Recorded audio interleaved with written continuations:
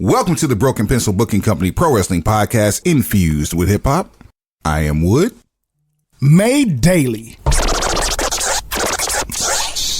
with organic, farm to table, localized, neuralized, sterilized, Scotch guarded for 2020 repellent, available online, not available on Sundays, Broken Pencil Logic. You stay classy, internet. I'm Suave Burgundy. Yes, Lord. And the more the words of the great Anderson .Paak. We bike. Hey, did you see, speaking of which, did you see Anderson .Paak do the Soul Train line on the Jennifer Hudson show? No, I did not. So J Hud has this thing, like, it's a social media thing, it's actually cool.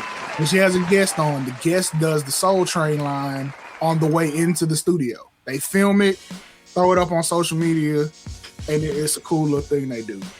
Okay. Anderson .Paak by far has the best Soul Train line I have seen done on this whole format. Okay. Now I got some homework to go research. Matter of fact, while you're talking to the people about starting up this process that we're doing here, you're going to send me the link. Pause. I absolutely will. Pause. What are you going to do with this information? First and foremost, today's date. We are doing this on a Saturday for y'all. Saturday, February 21st. Yeah, my Lord. Yeah, my Lord. I said, yeah, my Lord.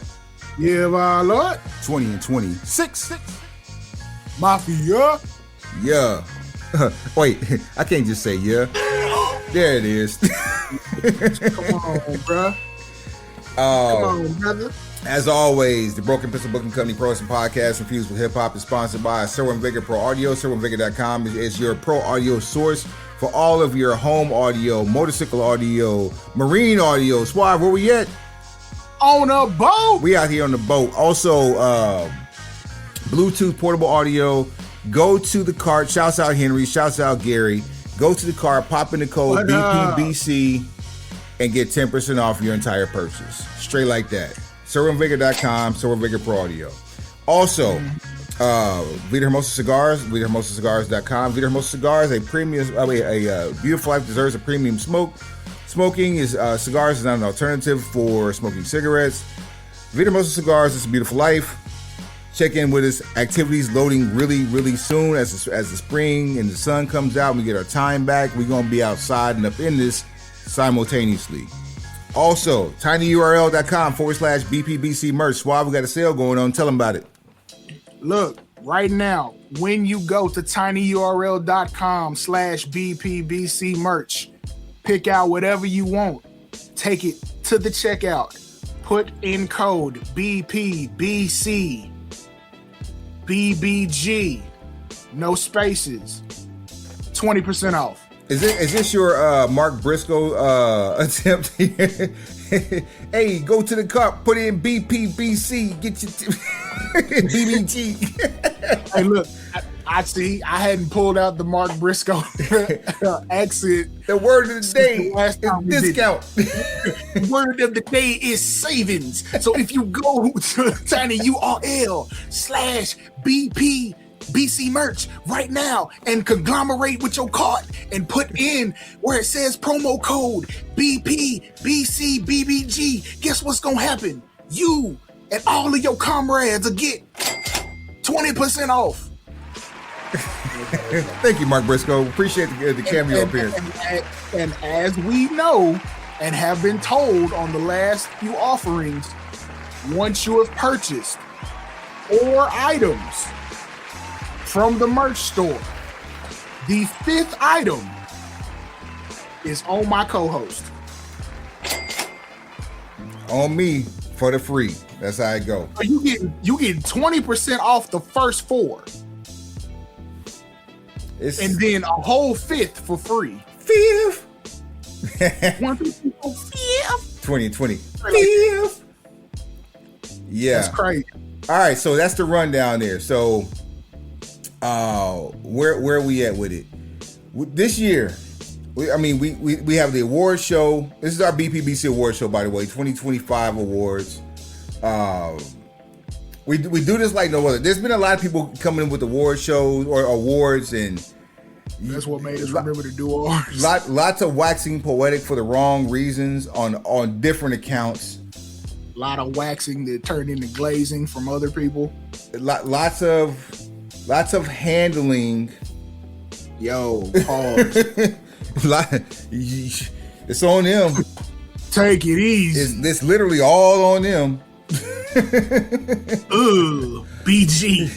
So we gonna show y'all how to do this, son. So this is our BPBC Awards for 2K25 right here. We gonna run them down. We got some categories. We need an orchestra to play some really swanky ass music. We did that the first year we did award show. We did. I even wore a jacket. We're gonna bring it back for 2027. I mean, you guys couldn't tell because we were still doing audio then, but yeah. Right. Real black tie event we put together. The shit was baller. Yeah, man. It seemed like we cut the production costs. Well, that just wait. Just new electronics, new facilities loading real soon. A lot of things happened in my personal life for the last couple of weeks, so please bear with. Just understand, growth is imminent. So if you guys really want to hear a recap of the changes that have been going on in this man's life over the last couple of weeks, that's it. Might I add some words from our six-man tag team champion in this, Mr. Ron Murray. Price just went up. And that's that. One finger, not gun finger. This is your daily. It's your daily acknowledgement, straight like that. Wrestler of the Year, male and female. We are taking it upon ourselves to look at the dichotomy of work over the last year and give you who are our top picks for the best male and female performers of the year. We don't have the same criteria like last year where, we had this really stringent set of rules. Basically, look, you needed to be on TV. So you need at least 50% of the year to qualify for the awards, just like the NBA. You cannot qualify for any sort of award if you've not played a certain percentage of games. So if you weren't on television due to injury for a certain part of the year, for more than half, you don't qualify. So let's start with the female wrestler of the year. Okay. All right, I'm with you. We have a couple of people that we could talk about. Like, we'll start with last year's winner from our awards, Toni Storm. Shout out. Candidate because she holds down the entire women's division, even without a championship belt. That she is a woman who makes the title. The title did not make her. The most unique presentation in all of professional wrestling by a active woman competitor. And one of the first times that we've ever seen on a woman repeat an angle that was killed and still be equally or more successful than she was in the first iteration of the same angle. That's saying something. So Toni Storm, you get the watch. Naomi also gets a watch. Why does Naomi get a watch? Well, let's talk about it. Big time watches. Not for you, Steve. With somebody else, baby. Welcome, baby. Big dust. Boy. And apparently Cody Rhodes did not inherit the Dreams jump shot. Not at all. Cody, what are you doing at Fanatics Fest? My God. You from the A. I know you're supposed to have a little bit more athletic juice than that. Maybe it's just not his sport. He was a freestyle wrestler. He's probably dope as hell at baseball. He can probably hit a baseball and field one like no other. But basketball, not for you. Yeah, jump shot broke.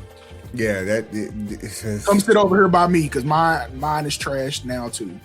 Yeah, I need to get out there and get mine going again. See, I got a court down the street. I need to exercise. I didn't even realize it was down the street until just now, and here I am about to move. Regardless, Naomi. Let's run it back. Naomi, back in the beginning of the year, was heavily involved in the angle with Jade Cargill and Bianca Belair. Get well soon, Bianca Belair. Cocoa Butter Combat Club, as we have so aptly named them.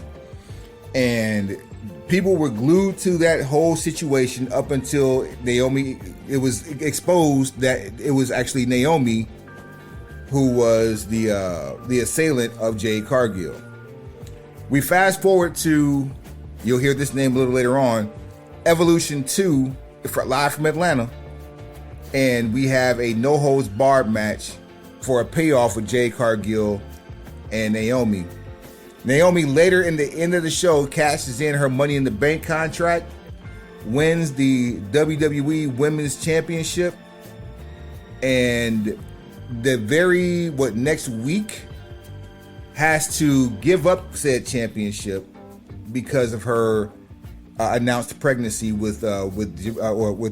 baby with her husband Jimmy Uso. Oos gang or don't bang. It also came out that based on the numbers, not based off of knowledge, but based off how the numbers work, that it's very possible, more possible than not, that Naomi was pregnant during Evolution 2. If it wasn't for her pregnancy, she probably would run away with this hands down. But we found one other person worthy of carrying this title as the Women Wrestler of the Year. Number one, so much so that you actually changed my original answer. Which was?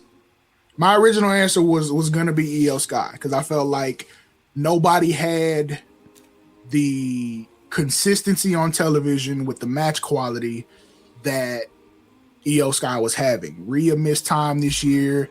Bianca hadn't been seen since WrestleMania. Naomi, as you just explained. Jade Cargill might have been the only other person who ascended to world championship status and didn't miss any time. At least I don't think. No, there was no time, and she was just gone. So, because she was Twitter beefing with Jordan Grace, and there's that. Did nothing for either one of them, but you know how that go. It got him a program on TV. They filled up some time, so it's a work in progress. So, our choice for the Female Wrestler of the Year. 2 reasons. Number one, because Texas. Indeed. Number 2, this woman became champion at Ring of Honor Final Battle, December the 10th, 2022. December the 10th, 2022. She has held the title. That deserves another yeah ho. For 3 years and 3 months and change. Yeah ho indeed. Athena Palmer, Women's Wrestler of the Year according to the BPBC. I like it. I like what we've done here. We've made a real choice. We've put some thought into it. We have reasoning behind our choices. We are not doing votes here. This ain't no democracy. It is a dictatorship over here. It is very much it's a Shaq and Penny type situation over here. I had another basketball combo, but they're persona non grata, at least one of them. Thump and Bump, Barkley and Mahorn. That's a good one. They trying to get thrown out the club. I mean, why not? If we would never go to the club with the intention to get thrown out. We just wouldn't show up. This is true. All right. Oklahoma City, James Harden and Russell Westbrook. Oh no, OKC James Harden. He let the whole team down in the finals. Wait, they didn't play together in Oklahoma City. They played together in Houston. They didn't play together in Oklahoma City. I had to think about that for a second. Wait, Harden and who? Westbrook. They were. Yeah, they played at OKC together. That's where it started. Oh, okay. All right. My bad. Yeah, Westbrook, Harden, and Durant were all OKC first.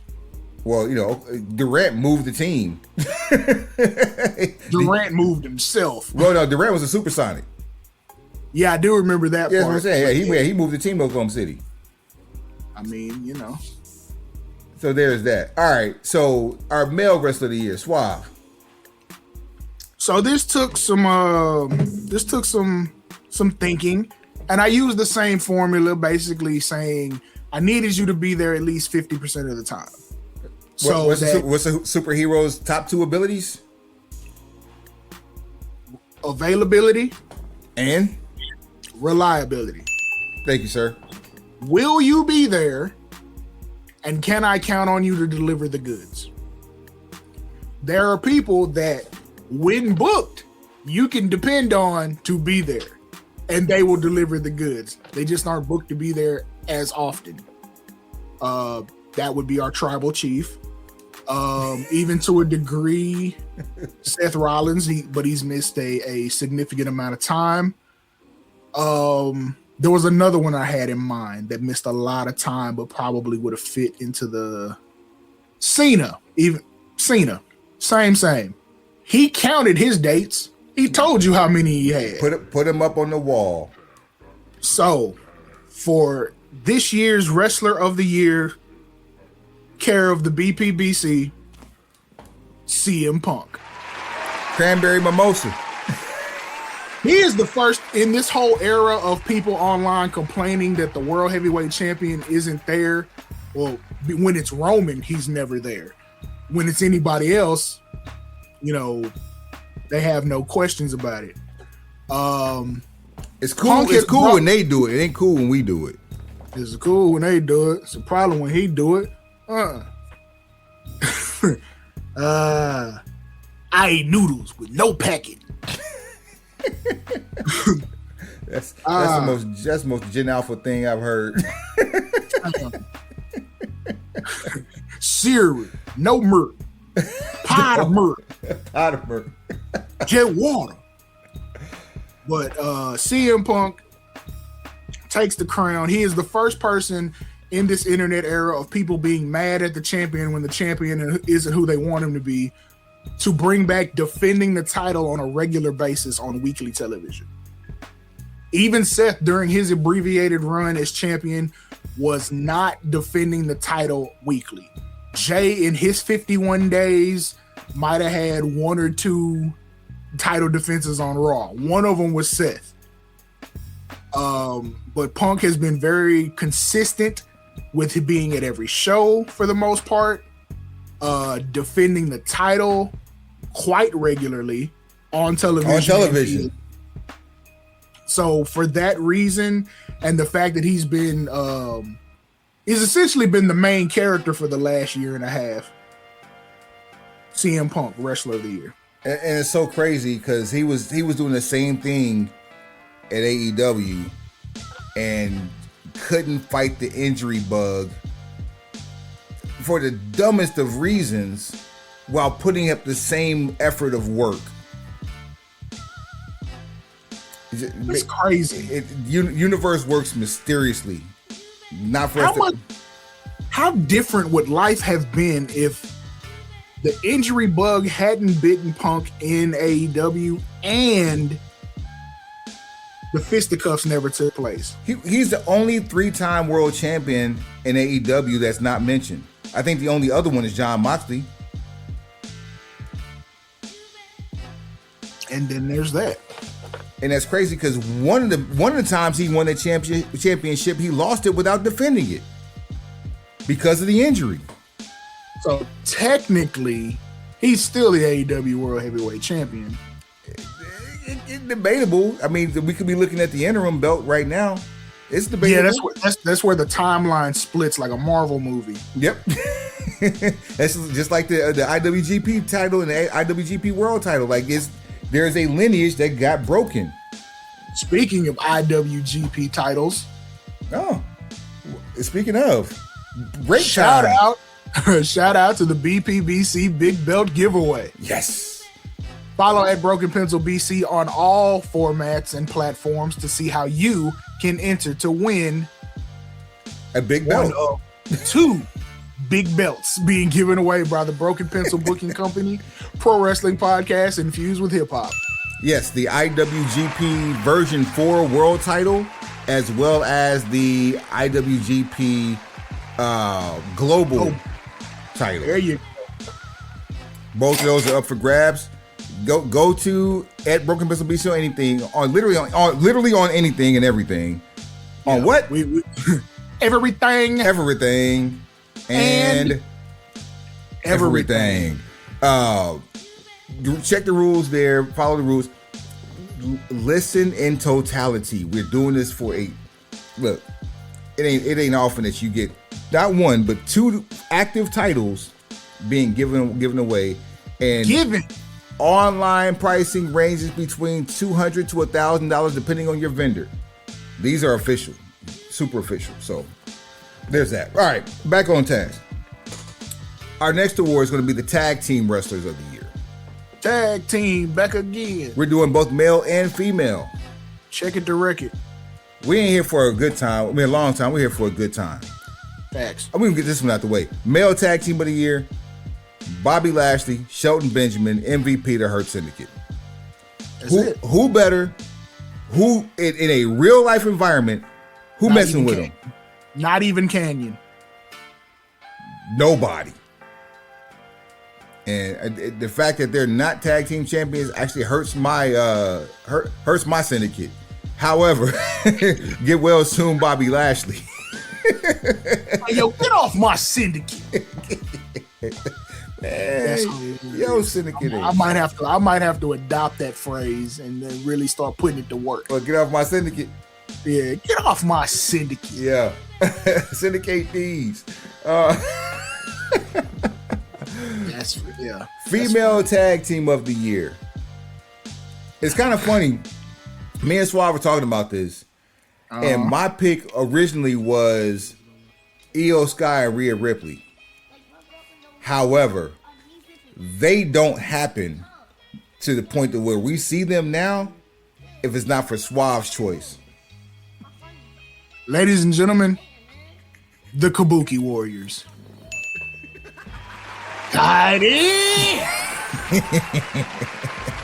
Look, sometimes the entertainment value is what will push you past the finish line. We've already spoken about this. There's a lot of wrestling every week on television. There's a PLE or a pay-per-view every month. Several every month. There's a run-in or two. You can watch wrestling in a handful of languages every week. It's literally that much content.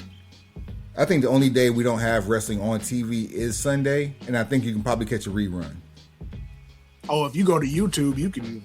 Well, we want to talk about YouTube. Don't even count because we just like Netflix. We got Raw. Tuesday we got NXT. Wednesday we got AEW. Thursday we have TNA. Friday we have SmackDown and AAA, and Saturday we have Collision. Mm-hmm. And Sundays have pay-per-views once a month. And anytime WWE is on, you can count on the Kabuki Warriors or something, somebody representing one form of the Kabuki Warriors or another showing up on your TV screen. Excellent choice for Tag Team of the Year, in my opinion. Indeed. Breakout Star of the Year. The ASAP Ferg Award. I'm on a new level. Were you 100% stock up from where you were this time last year? That's it. That's the criteria. Stock up, stock down. That's it. We split this one, okay. And I don't remember. Matter of fact, let me scroll back here real quick.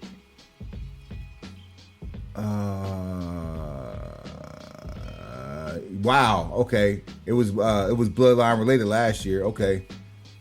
So. Everything was bloodline related last year. This is true. And again, this is your daily acknowledgement. We got two. Mine, for me, was Kyle Fletcher. Which is a great pick. Kyle Fletcher has, since leaving the United Empire and joining the Don Callis family, became the TNT champion twice. Put on for the... Was it the C3 the C3 or the Continental Classic? The C2-3 version 3 is what it was. So Continental Classic, third year, he put on for that, got to the semifinals, and just his feud with Mark Briscoe, candidate for feud of the year. His work is just effortless, and even so far this year, like he's keeping the momentum moving because he kicked off. He kicked off last year at Revolution in a cage match with Will Ospreay, which puts it was part of why Will Ospreay's on the shelf. Wink, wink, but that match took it all away from Will Ospreay, but put all the emphasis on Kyle Fletcher as a single star. And it's just been up from there. So that my breakout star of the year is Kyle Fletcher. Suave, what you got? In this particular instance, first of all, I do agree with you. Very much deserving of a breakout superstar type situation. However, I went this particular route simply because I feel like, again, it's improvement from year to year. I went Javon Evans. Greensboro, North Carolina. Come on and raise up. Take the shirt off. Was he alive when that song came out? No. That's wild. No. P.D. Pablo dropped that song, I want to say 2002. 1 or 2, something like that. Javon Evans is 21 years old. You do the math. He might have been alive when Freak League was popping. No, he wasn't alive when Freak League was popping. He was not. It's all in a very tight window, sir. Yeah, no. He was not. He was not alive for any of P.D. Pablo's shining moments. I've had 4 kids since that man was born.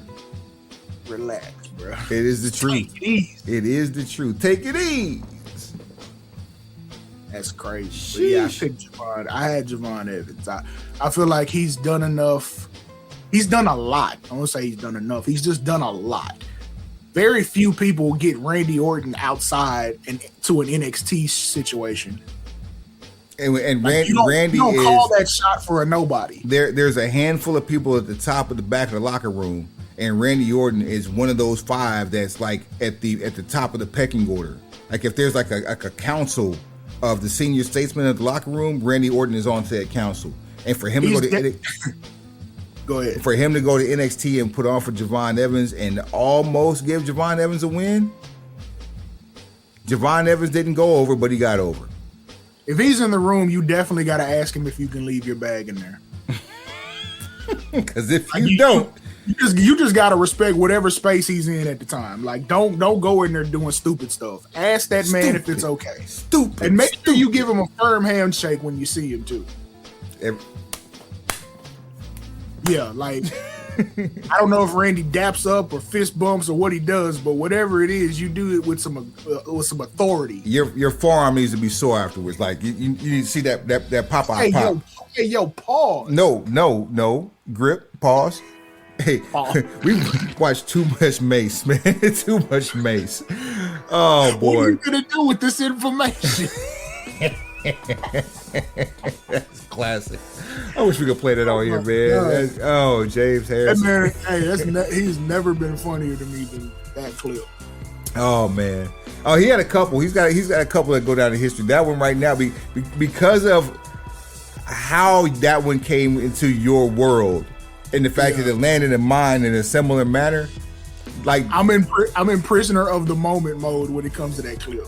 The energy for this show usually you don't get this late in the evening. It's all coming from that clip. Facts, actual facts. Especially on the weekend. But now we have a counterpart for this award that we need to give out. So there is a lady who is in line to receive Breakout Star of the Year. Who would that be? Ooh. A lady that received Breakout Star of the Year. To be honest with you, simply because she went to SmackDown after a crazy run and even lost her tag team partner in the midst. I'm giving it to Lash Legend.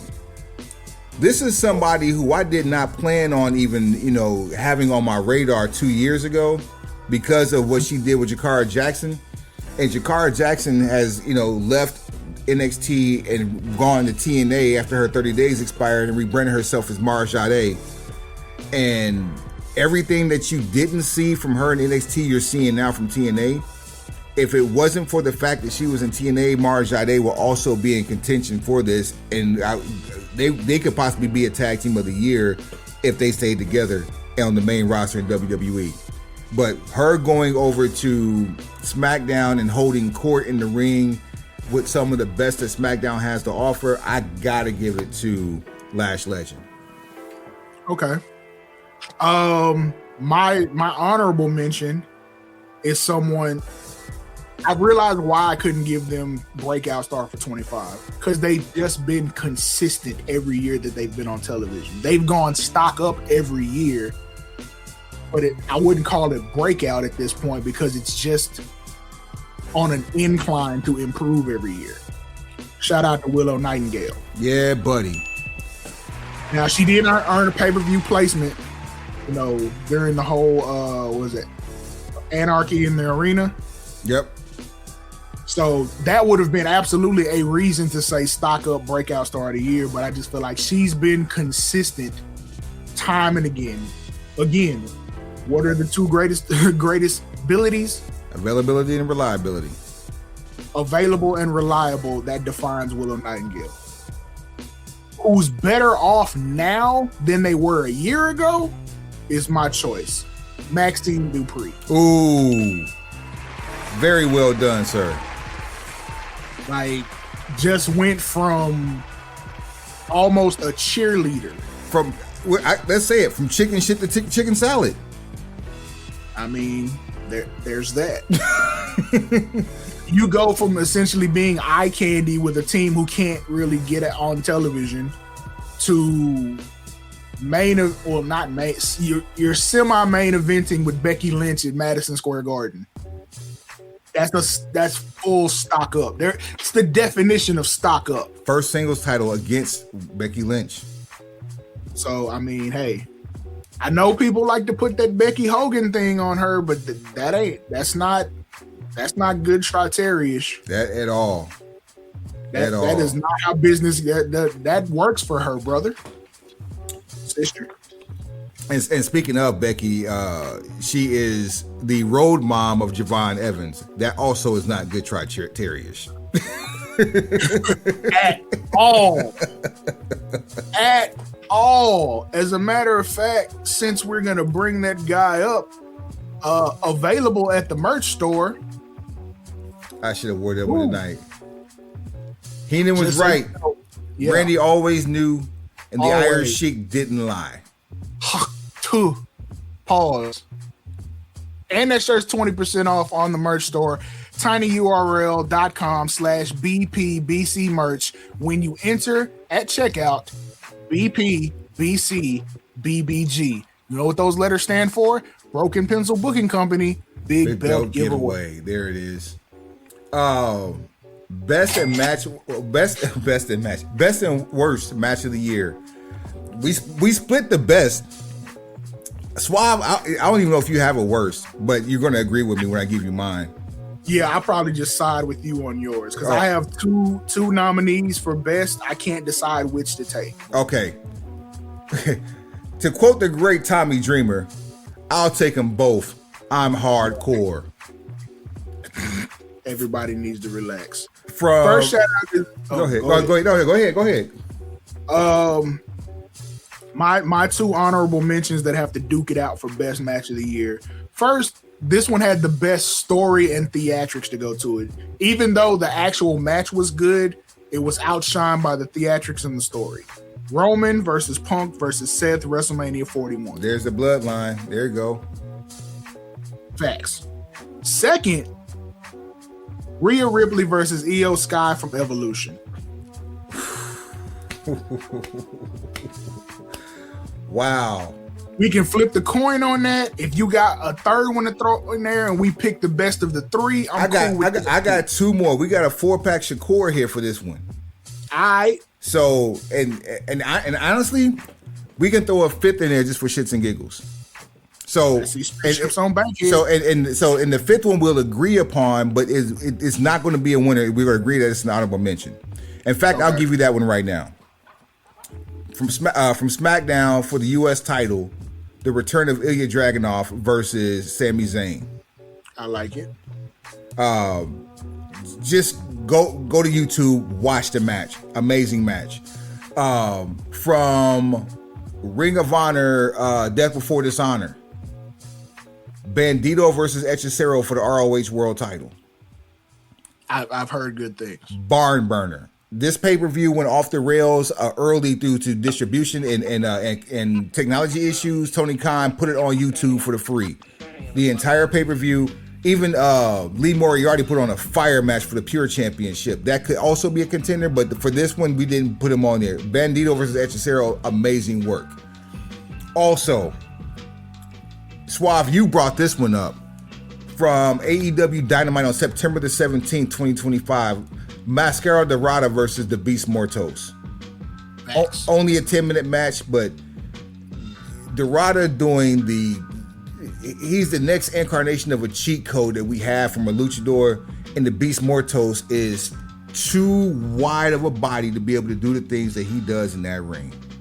The working and walking definition of here for a good time. Not a long time. So, those are the four.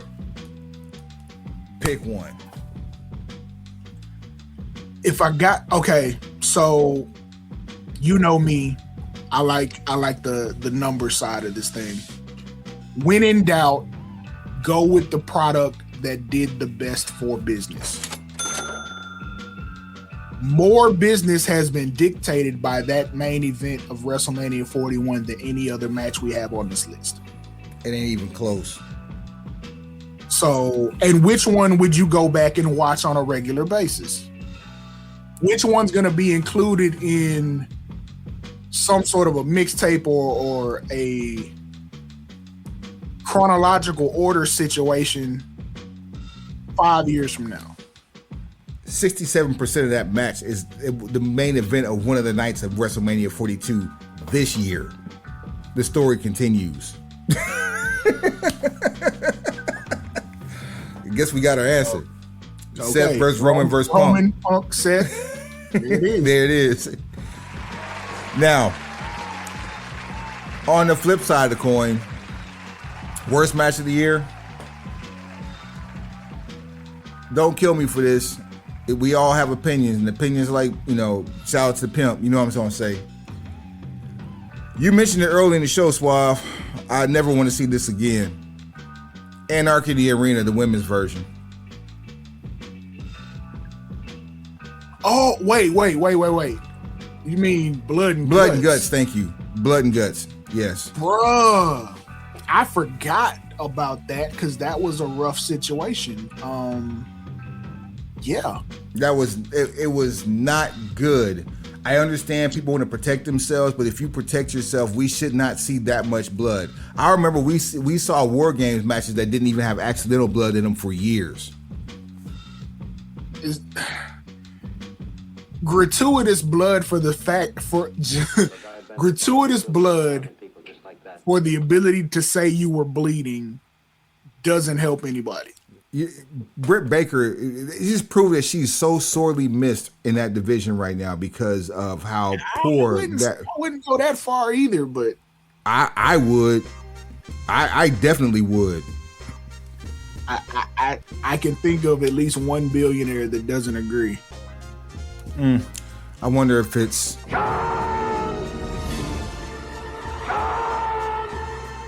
Well, I don't know for certain because I haven't spoken with him recently, but all I will say is if he was in favor, it would be happening. Hey, which one though is the key? Ha ha. All right. Best and worst feud of the year. Okay. Best feud of the year? I mean, I really want you to help me change this answer because now it's going to sound like it's not going to work right. I know who my worst is. You can't shake me on that one. But this best feud, I'm not going to feel bad, but I'm also going to be like, man, we could have found something better. Could have. Let's think about all of the other awards that we have seen and how poorly those were put together. If we miss one out of like 8 or 9, I think we're still doing better than the rest of the world out here in pro wrestling broadcast media. I mean, that's 100% true. Just, And this is still not a bad option because it's still selling tickets. Even with one half of this equation nowhere to be found. What started with him is still prevalent with the other half of this equation.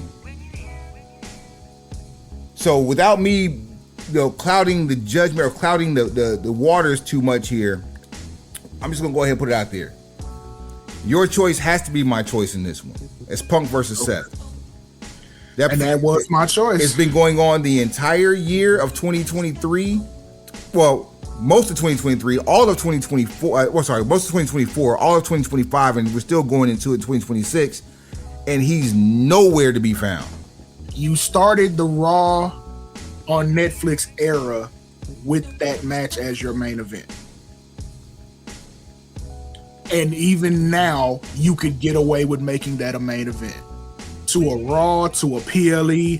If Seth came back and with 2 weeks of television created a situation where he was going to main event night 1 or night 2 with CM Punk, you'd be totally fine with it. Some rivalries just work. They just work. And they work. And we as podcasters listen to podcasters. We watch Club Shay Shay with Seth Rollins. We listen to podcasters and odd bastards. We also watched What Do You Want to Talk About?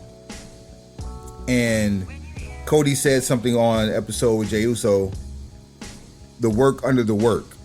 Seth Rollins made mention to Shay Shay that he and Punk are on a great working relationship, but they haven't really been a defense of friendship.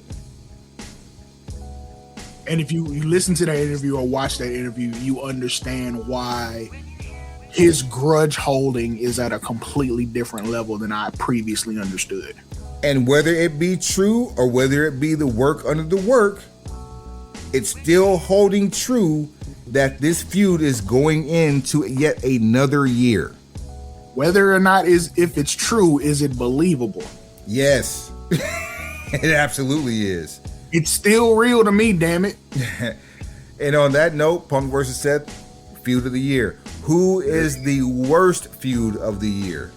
Not gonna waste time on this. FTR versus Cope and Cage. So, I mean, not gonna waste any time on this. Friendship went awry. The students being the teacher who did what, but also on the table though, and we got to mention this because he's gonna come up again later in the show. El Grande Americano. The joke with no punchline. Well, I can't give that worst feud because who is he feuding with? That's the thing. Entertainment? That's the thing.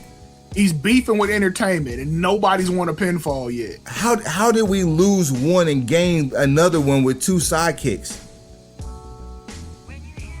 Because it's the joke with no punchline. Like the joke with no punchline is this box that's on Raw and SmackDown that's opening up next Saturday. Let's talk. Quote Trick Williams. Let's talk about it.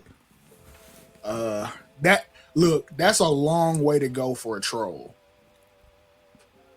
Like dead ass. You already have. I read the same thing you read, and then I heard kind of some stuff that leads in that direction. But I'm also like, this is a very, very, very long way to go for a troll that's an inside joke to start with. If you were to do this, you should have did a Survivor Series. If you really were going to troll, you should have did a Survivor Series so people could have groaned. But whatever. All right. Yeah, because it does have gobbledygooker vibes to it. Easy peasy. Like make the best of it. Make chicken salad out of chicken shit. That's what you do. Best story of the year. Naomi's heel turn.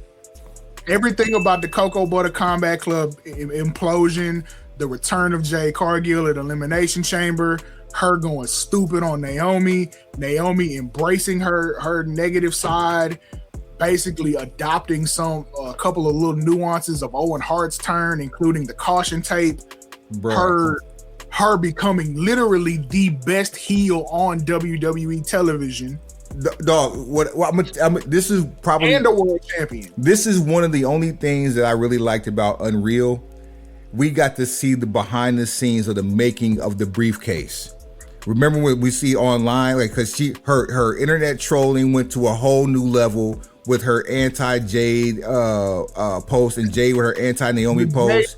It was out of control. The little things that were inside the briefcase that she would slowly pull out, or things that we would see that she would pack up in the briefcase, and then we got to see that in Unreal.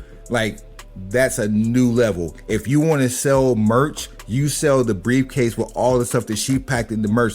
You want the little girls to be like your favorite wrestler, your favorite superhero, superstar, what have you. You do it exactly the same way. The tape, the Jey Uso doll, the Jimmy Uso doll, the razor blades, the whole 9 yards. Yeah, it was a lot of culture in that briefcase that didn't have to be explained. Vaseline. Because it was a certain audience. Exactly. We know exactly what that meant. Come on, man. You didn't have to explain that to the rest of the audience because it was social media. We saw it and we immediately got it.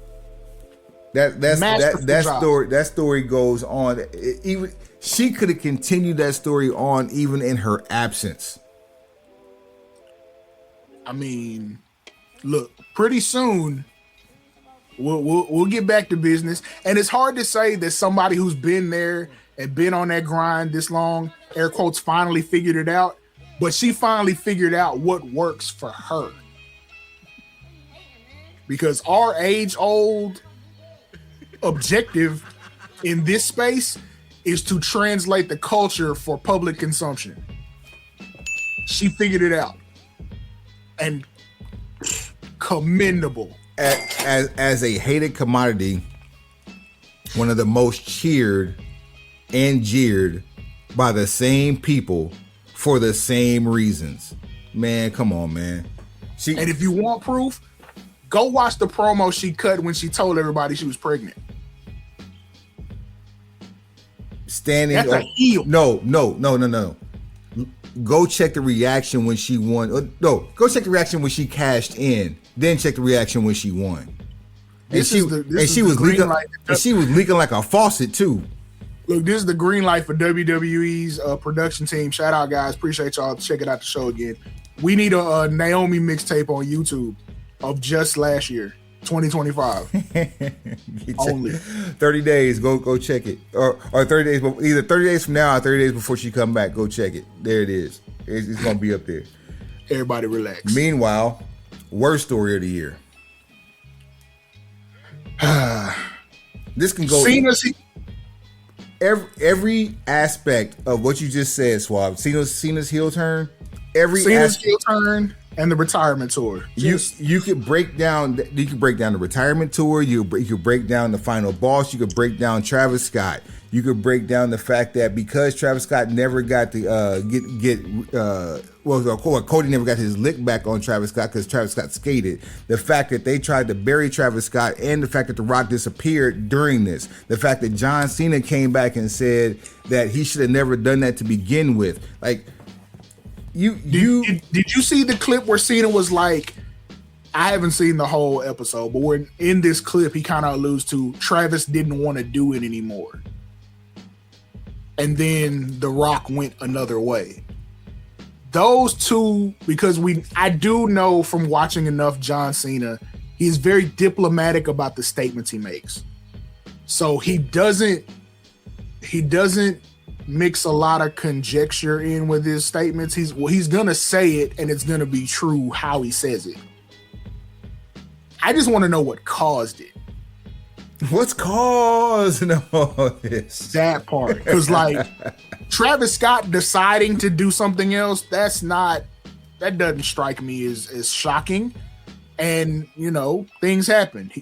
Obviously, he makes impulse decisions. He almost got into a rap beef with Pusha T. He wasn't thinking. However, on the other side of it, it's like, well, how much of 2025 did you plan around Travis Scott? That would have been my first question. Second, why did you plan so much around Travis Scott? What the hell were you thinking? Other than trying to siphon his... Who? Other than trying to siphon his marketability, like, what were you thinking about? Why would you do that? What cashmere coat had you thinking that Travis Scott was Ric Flair? Y'all did a clothing collab with this man named after one of your trademark character names and give him all this pub to bust Cody's eardrum. Boy, slap yourself. All right, let's keep it G. Everything about Elimination Chamber and the heel turn would have been perfect with or without Travis Scott. He didn't have to be there for that. Facts. Just like he didn't have to smoke dope with Jey Uso while making the entrance. And you damn sure didn't have to call it Sage to insult our intelligence. We knew what it was. They had to find a way to cover for it. We know how rappers get down.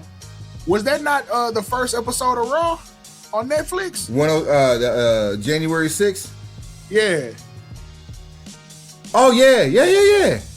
So you didn't need to hide anything. You just did that because that's what you're used to. That was Los Angeles. So that was the same episode as Good Try Terry's last hoorah.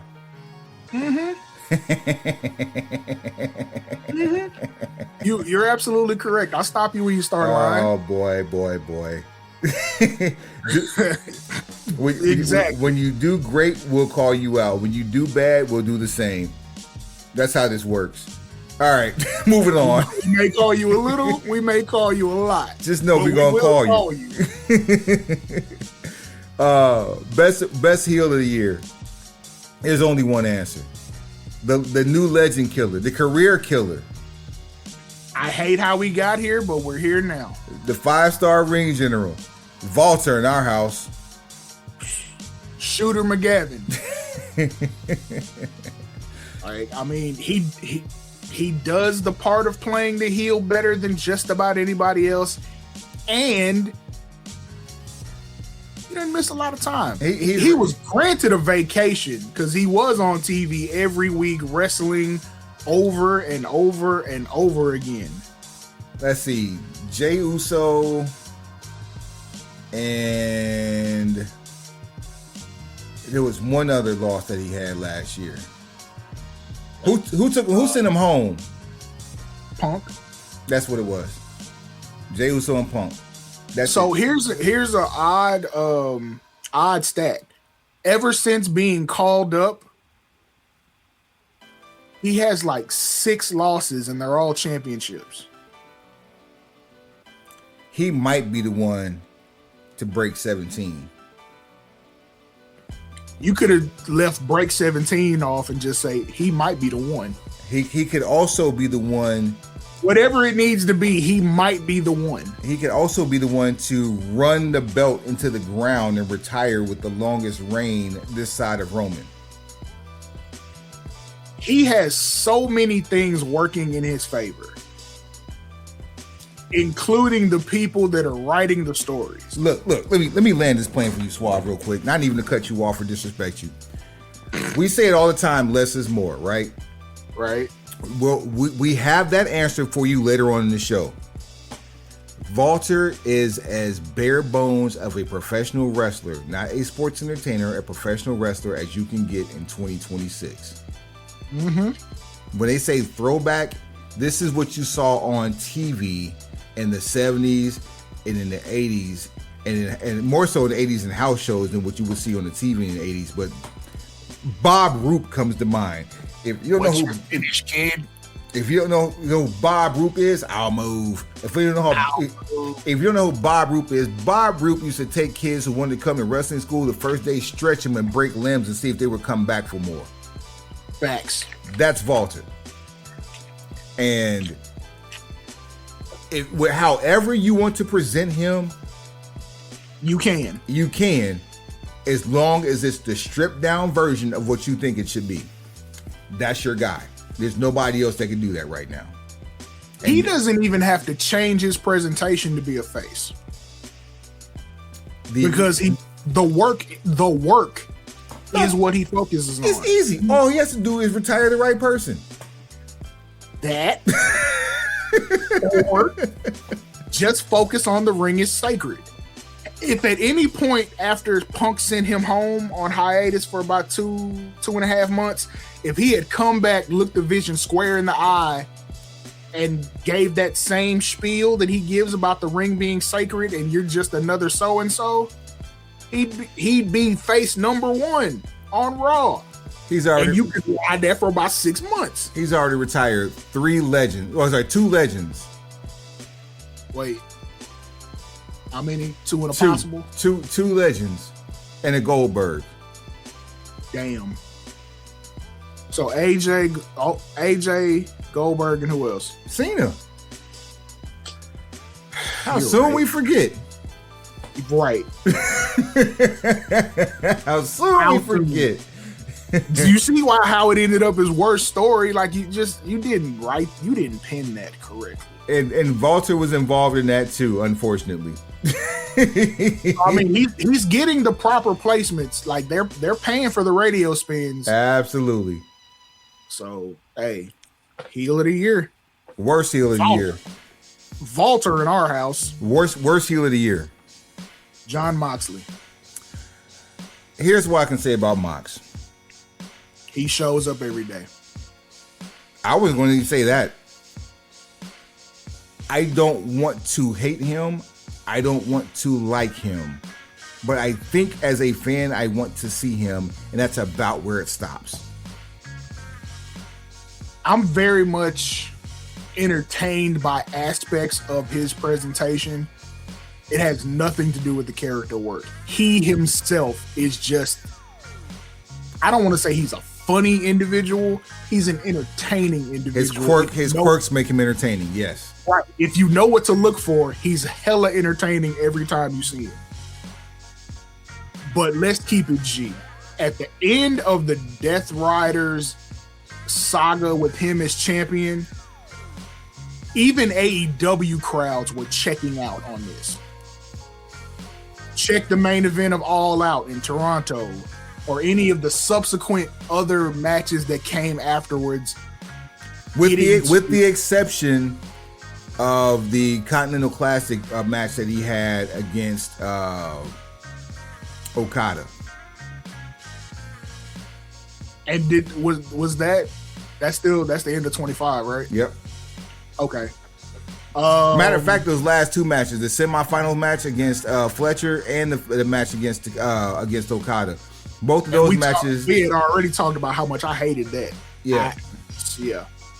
But yeah, just the crowds were checking out on him. Like it felt like a story that wouldn't end because it didn't seem like it had a point. And everything was vague and the conversation was all obscure, dark, and ominous, but again, without a point or without a punchline. It was Shield-esque, but he was talking like Cactus Jack Manson. So I hear you're dropping a beat tape or something like that? Deep cut there with Cactus Jack Manson. But that's what I was reminded of. Yes, Manson. Deep cut. All right. But yeah, it's not a personal slug. It's just, yeah. Best face of the year. Okay. You want to go first on this one? You got it. You can handle this one. My guy played white meat babyface heel in 2026. 25. 25. And it's, well, no, yes, 25. Starting to abandon it here the first part of 26. But did that in 2025 when you have no business being able to pull off white meat babyface. You can argue how effective it was or it wasn't, but he played his part and he did it the way that you're supposed to when you get reminded that in the end, there's an equal amount of entertainment value for adults, but the real target audience are kids. Cody Rhodes. There is nothing else to say on that one. You find me anyone who exemplifies that. You find me anyone that has the visual presentation, the audible presentation, the personality that's gravitating towards the crowd that you're talking about, Suave. And maybe we can have a conversation that there's somebody else in line for this. But for 2025, there is no other person for the reason that you just described than Cody Rhodes. Honestly, other than Roman, and even to an extent, not as much. People acknowledge because it's the cool thing to do, but a lot of people don't believe in the work because they talk about what he did to the business. The only thing Roman did to the business was keep it damn alive. The numbers show that. He worked his corner. If you didn't work your corner, that's your business. Here's what I don't understand. All these pundits are talking about the things that Roman and Cody didn't do, right? From a standpoint of not moving the needle or not doing it for them. But the people who make the money with them are all in agreement that the train stops if they hop off. They call him QB1 for a reason. If Roman and or Cody hop off the train, it doesn't stop, but it does get a whole lot slower. It absolutely loses steam. Absolutely, it does. So if the people who are directly affected by this are saying this, what's your dumb ass got to say about it? Everything, but you know why that is. Because I could have very easily have given this award to Jey Uso. Because there is no more interactive entrance in wrestling than Jey Uso coming through the crowd and yeeting with the entire arena. It's been proven. But there is one person that I am choosing to do PR that can literally do all of the stops, urban radio and everything else in between. Codith Raheem Rhodes. I'm about to say, first of all, as if people did not drag that into the dirt for the last 10 years. Oh, yeah, they pulled that into absolute existence. The fact that he acknowledged it on internationally broadcast television with a genital reference that his wife co-signed on social media. Because that's what a good wife does. It's amazing. Shout out to the Brandalorian. It's amazing. You hear me? That's amazing. So actual factuals. Worst face. Worst face. Worst face. Worst face. I mentioned them earlier. How do we have two El Grande Americanas? Well, let me back up because the second one didn't show up until Royal Rumble, so I can't even count the second one. The second one didn't show back up until Royal Rumble. Yeah, so I can't even count the second one, which is the OG. So the OG started this. Everybody hated him because we knew who he was. He goes out, whether it be hurt or whether it just be on hiatus. Regardless, we hate his guts in America. But now he's over in Mexico. I just want to correct you on one thing. We didn't hate him because we knew who he was. We hated him because we knew where the joke came from. Well, there's that too. It has nothing to do with who's under the mask. The guy under the mask is actually pretty well beloved by people who actually pay attention to the grappling aspect of it. Oh, and as a wrestler, I mean, he was one of my favorites too. See? But to go south of the border and because that's the environment that's supposed to work in. You know how we know? Because MJF did it. He did, yeah, and they loved Simpson it. did it. And they loved it. Yep, they love it. Yep. We've always said this. Stanford is reactionary. They're not proactive, they're reactive. If they see something that works somewhere else, they just amplify it, clean up the production, polish it, and pretend like they did it first. So this conversation, I hope, will not be the same conversation when we do the 2026 awards in 2027. But man, loading.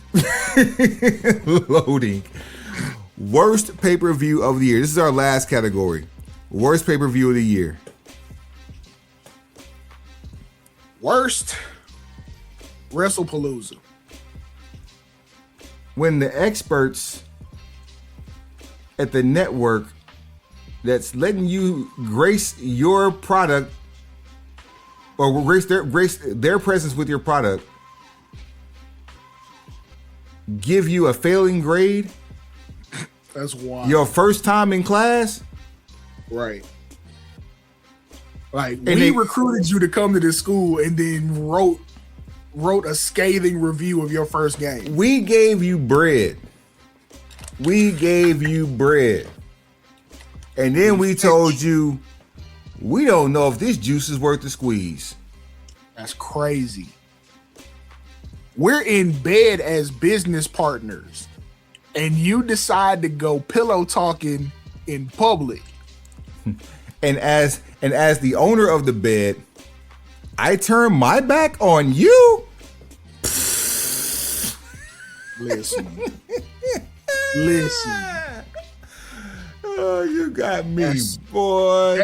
Three different flavors. Apparently, it was not a company-wide memo that WWE is under the umbrella right now. But had it been a Saturday night's main event, maybe I wouldn't have been so disappointed. If it was on the cock pause, maybe I would have given it better conversation. But for that to be the first PLE on the ESPN platform with all of the hurdles and rings of fire that people have to jump through in order to see it, that was an absolute serving of hot ass. Fam, it's not often that I talk about resumes of people who have thankless jobs, right? Mm-hmm. About to give you one. Okay. The first person that I read a scathing review from, who's someone who is on the payroll for ESPN, but his history comes from pen journalism. He was one of the most prolific writers for one of the best magazines ever in the history of hip hop, Double XL. In its heyday, it could be argued that the only magazine that mattered was The Source. And what is the one thing in the 90s people read The Source for? It wasn't the articles. The album reviews. The album reviews. In the early 90s, there was a crew of individuals that all they did was listen to music before it dropped, review the albums, and what separated them from everybody else, and to this day people still use this system, was the fact that they broke down the system into a 5 mic system. They broke down reviews into 5 mics. That crew was called the Mind Squad. The Source Mind Squad. One of the members of the Mind Squad is the same person who wrote this first scathing review, which was a failing grade, and that is Andreas Hale. That's crazy. Who is an avid wrestling fan from way back. That's crazy. That's wild. Come on. There's no more wrestling with hip hop than that. Besides us. Barry Horowitz.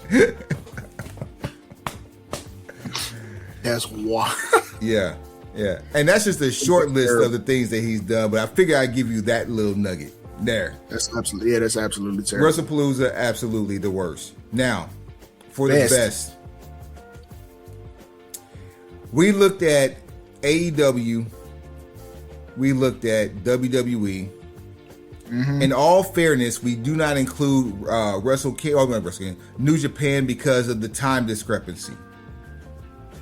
I love professional wrestling, but I'm also a family man with a career. I cannot dedicate myself to wake up at 2 or 3 o'clock in the morning and watch wrestling and go complete a day of work. It's just not going to damn happen.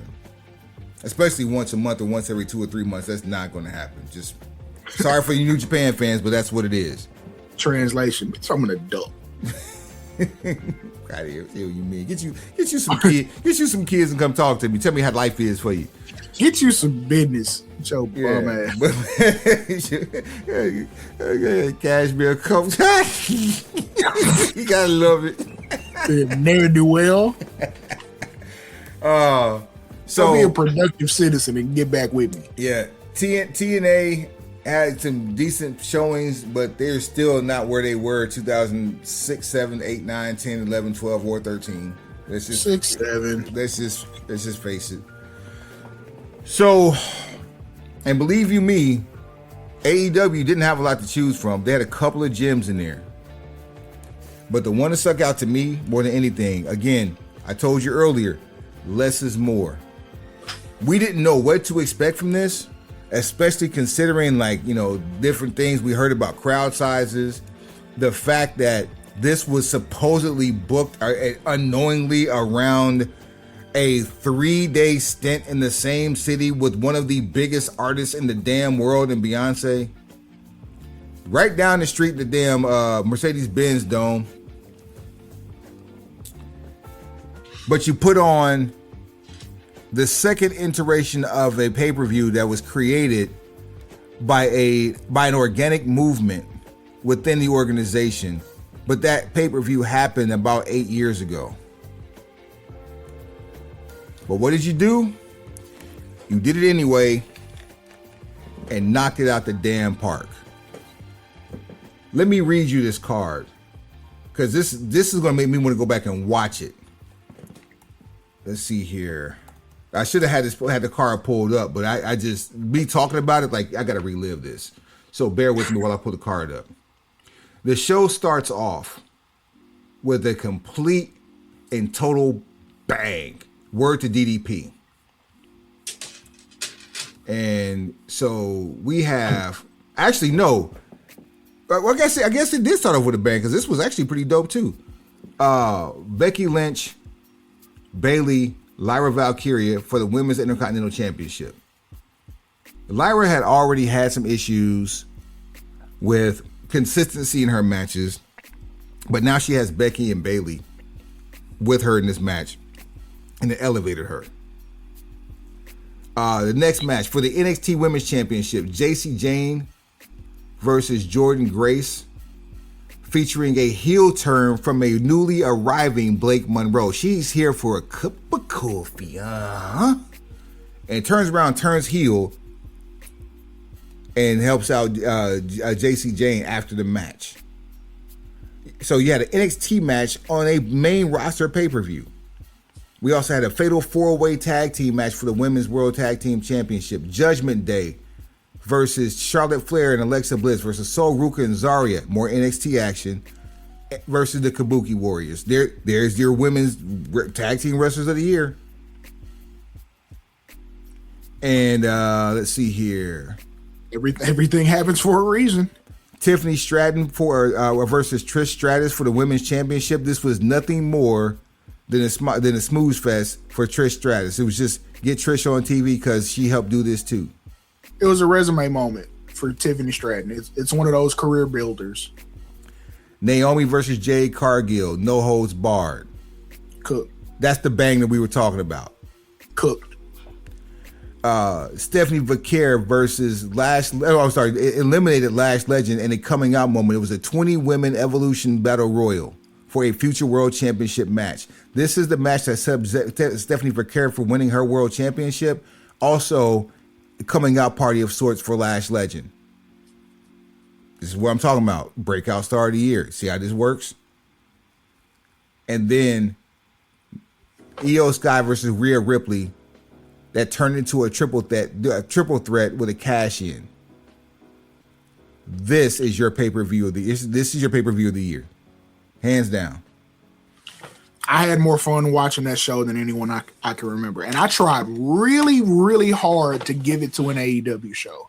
but a lot of those had John Moxley main events that, and I'm not blaming him specifically, but Adam Page. like I said, the audience had checked out on him at some point because the story didn't feel like it had an end. So, but I still blame Adam Page, but whatever. Yeah, that too. Oh, we blame Adam Page for a lot. Yeah, but arson being one of them. I can stop there. Dog said arson. Arson. You hear me? Arson. That's what I blame him for. Oh, arson. Yeah.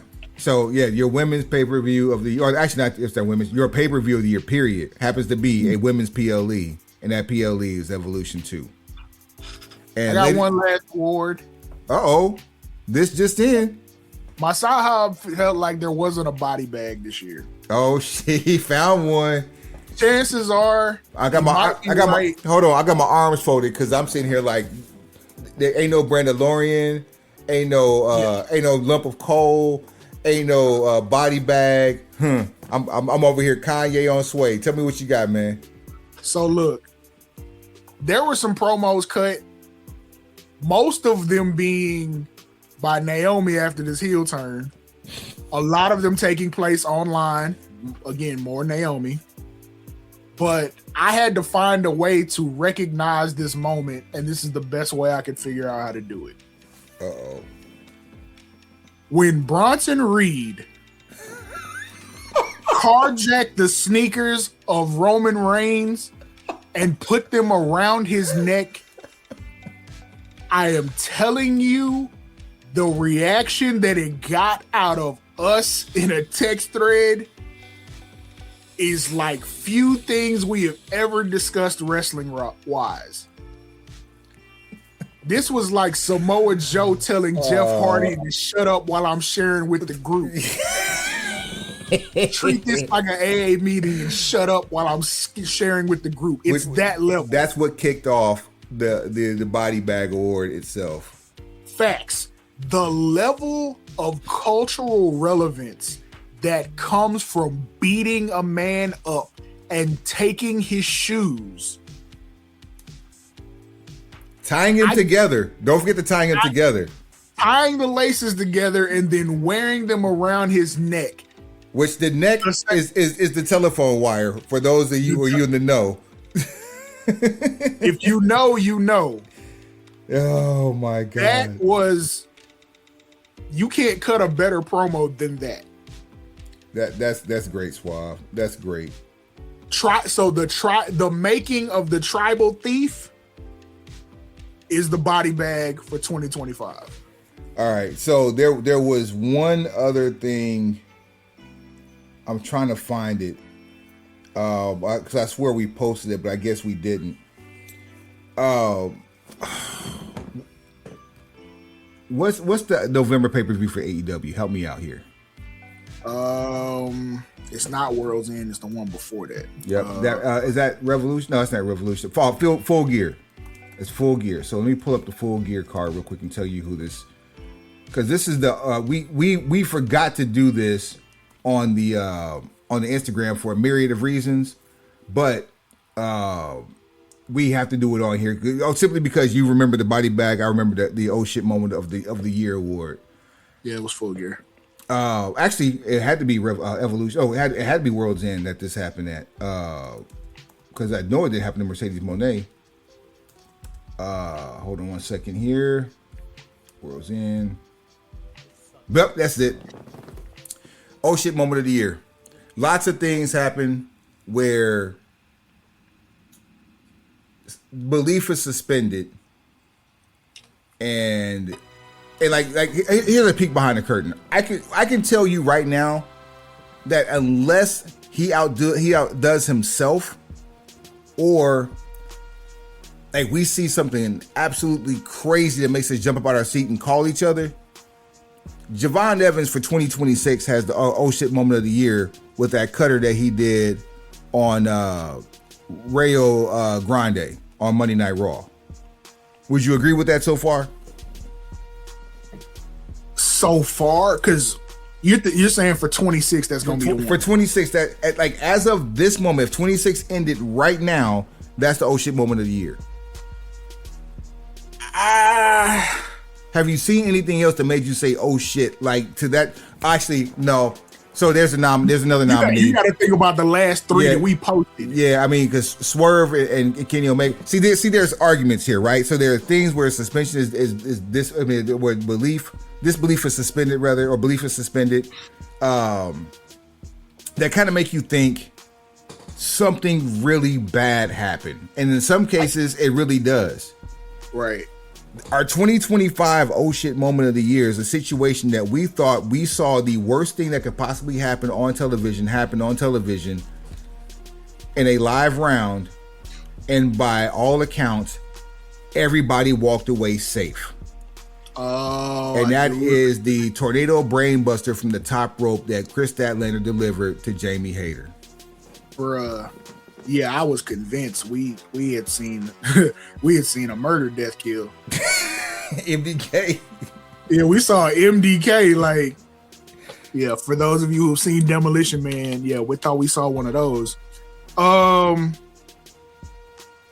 can agree with you on the one for 25.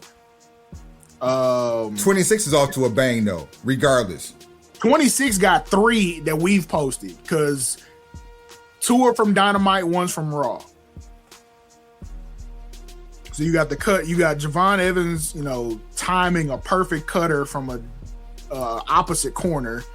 You have so we're talking. Hold on, we're talking about 20 by 20, and you meet in the middle. So he jumped in the air 10 feet to catch somebody 10 feet, and then fall straight down. Oh yeah, the physics about that is mind-blowing. Insane. So it's gonna be in the running up until the very end, but an overhead belly to belly suplex into steel steps. Oh yeah, YFN Derby. Like, get real. And that was 2026. I thought, oh man, it was January. Jesus. We posted that on January 7th. That was the first one we did, wasn't it? For this year? Yep. Wow. And then you have Swerve dumping Kenny Omega on his surgically repaired neck, which is the last one, and Javon Evans is right in between all 3 of those with a vertebraker through a table. So I think the one-upsmanship is gonna continue, but I got a fair amount of money on the fact that Javon Evans will probably top himself again this year. Pause. Well, we got Elimination Chamber next week. You know who ain't gonna win? We're pushing back the BPBC Big Belt giveaway final. I guess the winner, the award ceremony for that part. Yeah, pushing it back due to Elimination Chamber. We forgot about that. We're also going to have to push back the Black History episode for the same reason. So, yeah, scheduling conflicts here. So we got you on both of those. And they're actually going to be the same episode. So on that note, my co-host been out here on the French Riviera. Hey, I got cash in 100-degree weather. You don't pat that shit, you blot that shit. This is, it ain't $20,000 alpaca. You don't scrub your blot.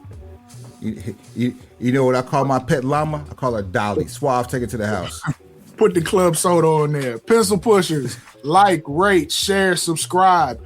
Tell a friend. Tell that friend to tell a friend, and then tell that friend again. Heads up. Pencils down. Down where, Kevin Nash? Down there. You know where. Whole lot of fucking gang shit.